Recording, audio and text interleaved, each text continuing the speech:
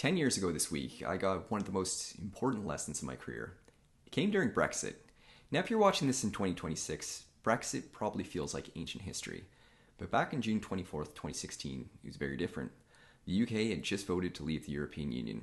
Markets around the world were scrambling.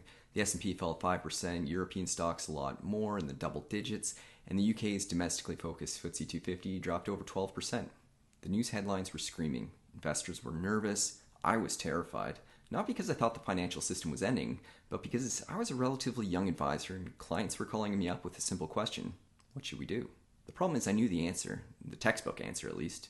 Do nothing, stay invested, follow the plan, and don't make emotional decisions. The problem wasn't knowing the answer, the problem was believing it enough that I could say it confidently when people were scared.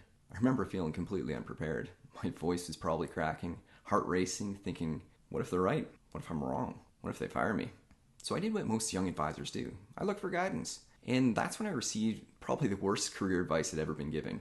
Fake it till you make it. It's better to have the wrong opinion than no opinion at all. Think about that for a second. Someone is trusting you with your life savings, and the advice is to sound confident whether you know what you're talking about or not. I hated it.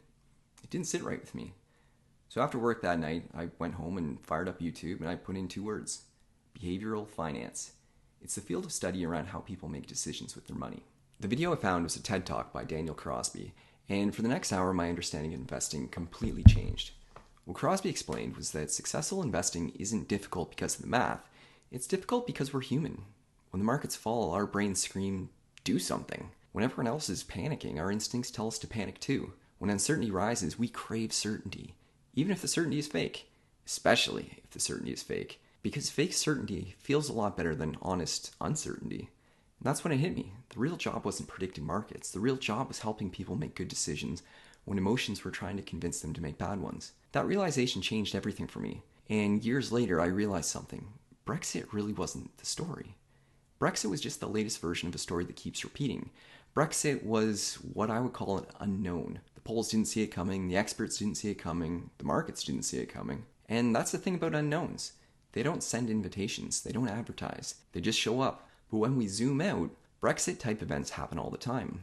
September 11th, the financial crisis, COVID, inflation, wars. Every generation gets its own version. Every few years something arrives that nobody was talking about 6 months earlier. Then suddenly it's moved from the niche business news to the dinner table. In the moment, it feels enormous. It feels like this time's going to be different. It feels like everyone's going to remember it forever. But when we look back years later, most of these events are little more than blips on a chart. The funny thing is that accepting this uncertainty actually gives us a sense of control. Not because we know what the next unknown will be, but because we can stop pretending that we do. Once we accept that, we can stop trying to predict the future and start preparing for it instead. Ironically, that's what makes us better prepared for the next time a Brexit arrives. 10 years later, if you pull up a chart on Brexit, it's barely visible, which is amazing when you remember how terrifying it felt at the time. At the time, it felt enormous, historic, potentially catastrophic. Today, it's a small bump on a long-term chart. But the lesson remains, the biggest threat to long-term wealth usually isn't the Brexit or the COVID or inflation rates. It's the decisions we make when we're scared. That's why I stopped trying to sound smart. I stopped trying to pretend to know what the markets would do next. I stopped trying to have an opinion on every headline. I started focusing on helping people build plans and stick with them when things got uncomfortable. Because the truth is, nobody knows what the next Brexit will be. Nobody knows what the next crisis will look like. But we do know that there will be one. And when it arrives, confidence isn't what matters. Process matters. Preparation matters. Behavior matters. 10 years after Brexit, that's still one of the most important lessons I've ever learned. The goal was to never fake it till you make it. The goal is to stop pretending to know what's going to happen next. Build a process, accept uncertainty, and be ready for the next time an unknown shows up. Because it will. The markets are voodoo. They always have been and always will be. Thank you.